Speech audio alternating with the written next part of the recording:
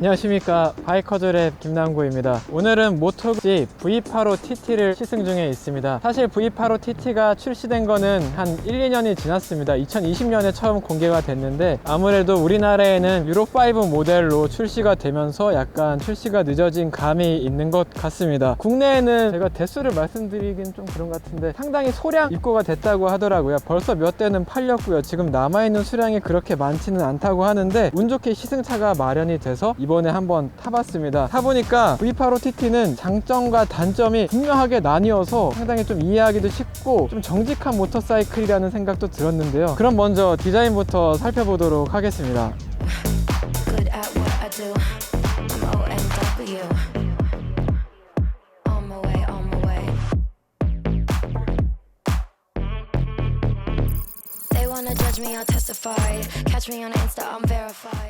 모토구찌가 사실 V85TT 이전에도 어드벤처 바이크를 출시한 이력이 있습니다. 주요 기종을 본따서 디자인을 어느 정도 물려받아서 V85TT도 디자인이 됐다고 하는데 커타 1000 그리고 NTX 650 등의 모델들이 있는데 그 모델들 전부 다 랠리 스타일로 상당히 슬림합니다. 그래서 V85TT도 이렇게 봤을 때 차체가 슬림하긴 한데 연료 탱크가 23L예요. 엄청 큽니다. 그래서 연료 탱크 부분이 좀 볼륨감이 있긴 한데 전체적으로 차량은 상당히 얄쌍한 디자인을 갖고 있습니다. 그럼 헤드라이트 쪽부터 먼저 살펴볼까요? 헤드라이트가 요즘에는 사실 이런 스타일이 잘 안 나오죠. 쌍라이트, 둥근 원형 헤드라이트가 듀얼로 장착이 되어 있는데 예전에는 이런 스타일이 많았습니다. 커타 1000도 이런 스타일을 가지고 있었고 80년대 초중순에는 이런 스타일이 많은데 복고적인 걸로 볼 수가 있겠죠. LED 헤드라이트입니다. 그리고 헤드라이트 가운데에는 독수리 모양으로 DRL이 들어가 있어요. 켜질 때 도트처럼 뿅뿅뿅뿅 켜지면서 뭔가 좀 귀여운 모습이 연출되기도 합니다. 바로 밑에는 머드가드, 비크 같은 머드가드가 장착이 되어 있어요. 상당히 마스크가 독특합니다. 커뮤니티의 댓글 중에는 그런 댓글도 있었습니다. 흑사병 마스크랑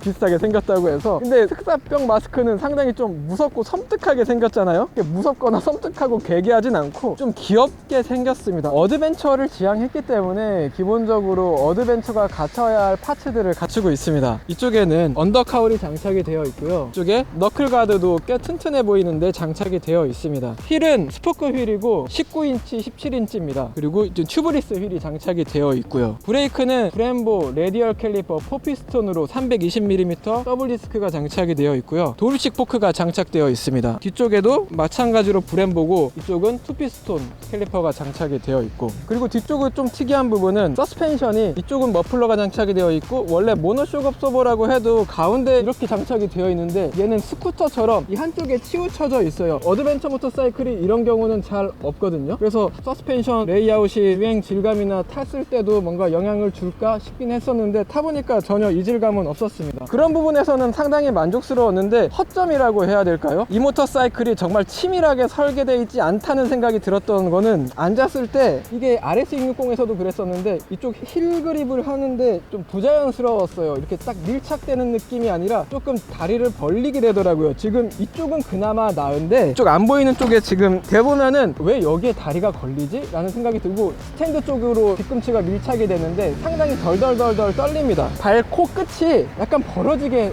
돼 있어요. 그래서 뭔가 본격적으로 적극적으로 달리기에 지원이 잘 안 된다라는 생각이 조금 들었습니다. 시트고는 830mm인데 좀 높다는 생각이 들었어요. 일단 시트 폭 자체는 상당히 얇은데 시트고가 많이 낮다거나 좀 편하다거나 그런 생각은 들지 않았어요. 그게 왜 그런가 생각을 해봤더니 무게중심이 높아서 그렇더라고요. 230kg인데 무게중심이 상당히 높습니다. 세우거나 끌 때 무게가 제일 잘 느껴집니다. 핸들링도 좀 무거웠어요. 다루기가 쉽고 편안하고 핸들링이 가볍고 이런 아이는 아니구나, 상당히 묵직하구나 라는 생각이 들었습니다. 그런 부분은 장점이자 단점인 것 같아요. 이외의 포지션에 대해서도 잠깐 짤막하게 설명드리겠습니다. 포지션은 푸포지션 말고는 상당히 편했습니다. 그냥 앉아서 팔 뻗으면은 되게 자연스럽고 전혀 부담스럽지도 않고 전반적으로 포지션이 정말 편하게 잘 세팅이 되어 있다는 생각이 들었습니다.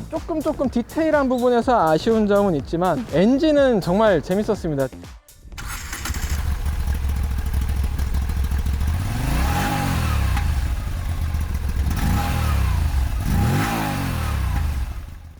3000rpm에서 5000rpm에서의 토크가 정말 뛰어납니다. 일단 엔진 조금 먼저 설명을 드릴게요. 배기량은 856cc고 최고 출력은 76마력입니다. 최대 토크는 82Nm고요. 최대 토크는 5000rpm 정도에서 발휘가 되기 때문에 그 전에서 토크가 정말 풍부하게 느껴졌어요. 어떻게 탔을 때 재밌냐면은 출발했다고 쳤을 때 1단 넣고 와다다다다다다 하고 2단 한 3초 만에 바로 와다다다다다다 짧은 시간에 기어를 업시키면서 가속감을 느끼는 그런 재미가 있었습니다. 그래서 이거 어드벤처인데 왜 이렇게 토크가 좋지? 라는 생각이 들다 보니까 뭔가 크루저를 타고 있다는 생각도 조금 들었습니다. 실제로 이 엔진이 모토구치 V7에 들어가는 엔진과 같습니다. 배기량이. 근데 세팅이 조금 달라서 그 친구는 마력이 조금 낮은데 그런 부분에서 많이 재미를 느꼈고, 근데 5000rpm을 넘어갔을 때는 물론 부드럽게 잘 올라가기는 해요. 불편하다 거나 너무 쥐어짠다거나 불쾌한 느낌은 아니었는데 그래도 뭔가 재미를 느낄 수 있는 부분은 없었어요. 부드럽게 잘 올라가기는 하는데, 그리고 80에서 120km인 것 같아요. 그 이상 넘어갔을 때는 사실 고속에서의 안정감이 뛰어나지 않았어요. 뭔가 150km 이렇게 갔을 때 좀 얘는 그만 타야 될 것 같은, 약간 더 속도를 내면 안 될 것 같은 느낌이 저는 들어서 그 이상은 사실 즐겁지가 않았어요. 그리고 또 한 가지 재밌었던 점은 크루징이 상당히 재밌더라고요. 어드벤처 모터사이클인데 크루징이 재밌다는 건 사실 저도 이질적인 부분이기도 한데 5단, 6단에서 3000에서 5000 정도를 쓰면 80에서 120km 크루징을 할 수가 있어요. 그때 느껴지는 이 세로 배치형 V트윈의 고동감이 잘 느껴지고 토크도 충분하고 하다 보니까 이 모터사이클 되게 편하고 친숙하다 라는 생각이 들었습니다. 몇 가지 놓친 부분 설명을 드리면은 서스펜션은 트래블이 170mm입니다. 양 앞뒤 모두. 저는 상당히 소프트한 세팅인 것 같아요. 노면 충격도 잘 걸러졌고, 실제로 이제 시트고는 낮지만 무게중심이 높아서 오프로드에 들어가는 게 저는 사실 망설여질 것 같습니다. 혼자서는 못 갈 것 같아요. 무게중심이 너무 높아서 넘어졌을 때 혼자서 일으키기 버거울 것 같다는 생각도 들어요. 특히 연료 탱크도 23L이기 때문에 더 무거울 것 같고, 그래서 오프로드를 간다고 하면은 너무 하드한 곳은 가기 힘들겠지만 비단임도 정도는 충분히 갈 수 있을 것 같아요. 딱 그 정도인 것 같아요. 그 이상의 것을 바라시는 분은 이 모터사이클이 맞지 않을 거라는 생각이 듭니다. 브레이크는 정말 만족스러웠습니다. 빠르게 달릴 때에도 전혀 제동 성능이 부족하다는 생각은 들지가 않았습니다. 그리고 오프로드 얘기하다가 제가 아까 전에 얘기 안 한 부분이 있었는데, 계기판은 TFT 디스플레이가 장착이 되어 있습니다. 크기가 조금 작아서 그 부분은 조금 아쉬웠고, 이쪽에 이제 평균 연비라든가 평균 속도, 최고 속도까지 다 기록이 되어 있습니다. 트림미터에. 그리고 라이딩 모드를 설정할 수가 있는데, 라이딩 모드는 스포츠, 로드, 레인, 커스텀, 오프로드 모드를 설정할 수가 있고, 핸들바 조작부를 봤을 때 상당히 심플한 건 마음에 드는데 스위치들이 사실 직관적이지가 않더라고요. 모드 변경 버튼을 찾는데 상당히 오래 걸렸어요. 이쪽에 비상등이 가장 크게 자리하고 있고요. 밑에 모드라고 스위치가 써져 있어요. 노브가 있어서 위아래로 컨트롤할 수가 있는데, 그러면 여기 모드라고 써 있었으니까 당연히 올리고 내리면 모드가 바뀌어야지. 아니면 눌렀을 때 안 바뀝니다. 한참 찾다가 어렵게 찾았는데, 이 밑에 셀 스타트 시동 버튼이 있어요. 이 버튼을 눌렀을 때 바뀝니다. 근데 시동이 걸려 있을 때 눌렀을 때 바뀌고, 시동이 꺼져 있을 때는 안 바뀌어요. 왜 셀 스타트 버튼에 모드 변경을 탑재를 시켰는지 이 부분은 참 이해하기가 조금 어렵고, 셀 스타트 바로 위에는 킬 스위치가 있습니다. 킬 스위치 근데 보통 이 맨 위에 있잖아요. 애매한 곳에 있고 버튼 형식인데, 눌렸을 때는 킬 스위치가 활성화가 안 된 거고, 버튼이 올라가 있을 때는 킬 스위치가 켜져 있는 상태예요. 이것도 사실 상당히 불편했어요. 조작 실수도 있었는데, 달리다가 급하게 라이딩 모드를 변경할 때 실수로 킬 스위치를 누른 거예요. 그래서 달리다가 시동이 꺼진 적도 있었어요. 다행히 저속으로 달리고 있어서 전혀 문제는 없었었는데, 이런 부분은 충분히 숙지를 하고 시승을 하신다거나 구매를 하신다거나 했을 때는 영업사원에게 충분히 스위치 조작법을 배우셔야지 좀 안전하게 라이딩을 하실 수 있다는 생각이 드네요.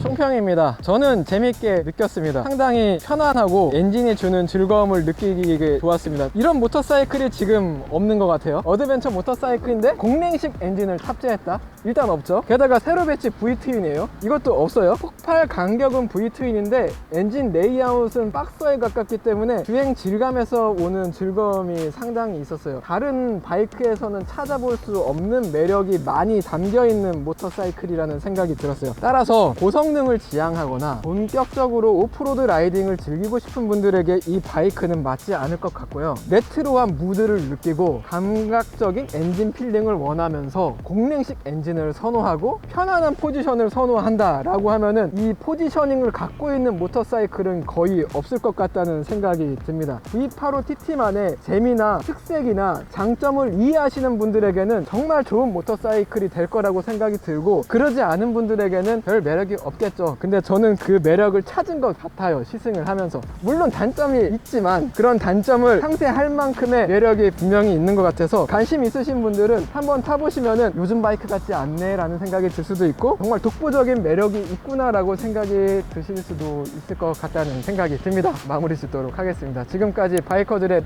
김남구였습니다. 감사합니다.